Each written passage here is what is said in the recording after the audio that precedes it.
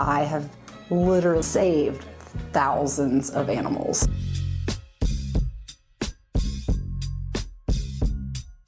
My name is Dr. Melissa Mays. I am the medical director and associate veterinarian here at Shallowford Animal Hospital. Wanted to be a vet since I was in the 3rd grade. I always wanted to help animals, but also I loved medicine and science. I was an associate emergency veterinarian for 15 years until I came into this position. I graduated from the University of Tennessee with my MBA, so that is something that not a lot of veterinarians can say they've gotten to achieve.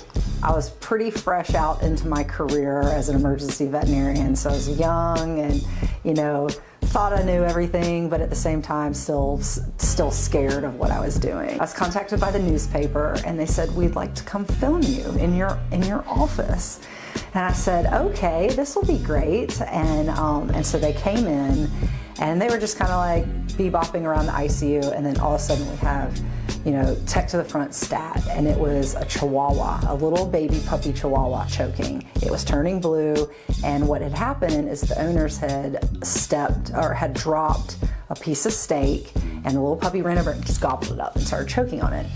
So they bring the animal back and immediately go into work mode and totally forget that this reporter is there.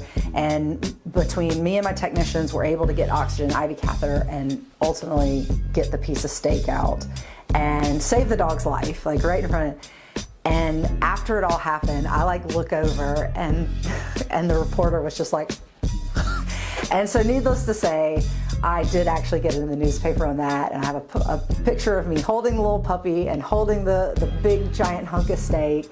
And so that will be one of those cases that I remember for the rest of my life, because it could have gone so bad so quick, but it didn't. It was the efficiency of a very good emergency team that we were able, there was a critical patient in front of us, and we came together quickly and were able to alleviate the situation.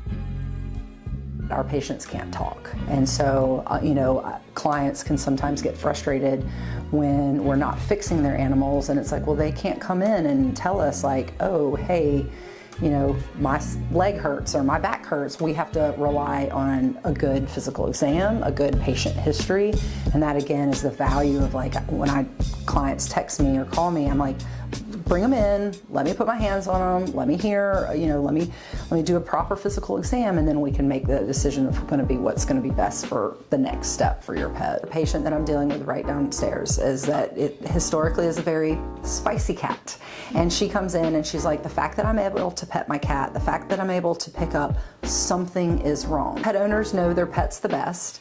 Got the blood work, and yeah, the cat is actually very sick.